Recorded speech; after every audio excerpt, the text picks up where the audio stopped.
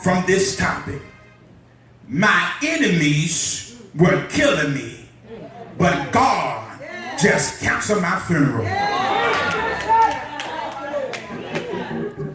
My enemies were against me, but God just canceled my funeral.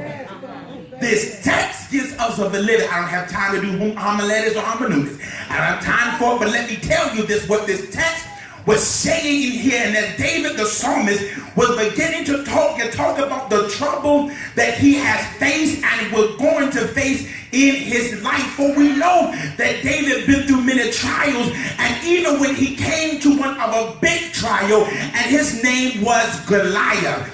And everybody in here is experiencing a Goliath right now in their life. You're saying, God, this is too big for me. This is too much for me to handle. I can't take it by myself. Lord, I don't know where I'm coming or I'm going. God, I'm trying to trust you. But it seems every time I trust you, things get worse.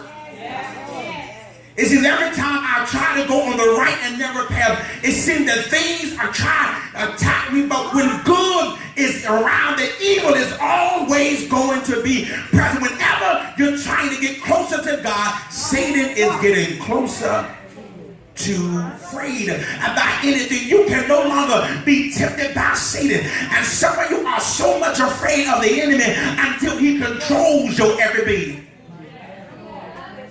Every storm that comes your way, you are afraid. Every time you feel sick, you are afraid because you think the worst. Sometimes you don't feel well, you think the worst. So I'm having a heart attack. My chest is out. I'm losing asthma. Every time something is happening in your life, you make it seem that it is the worst upon your life. But what God has simply for you is simply that I am getting ready to set you up.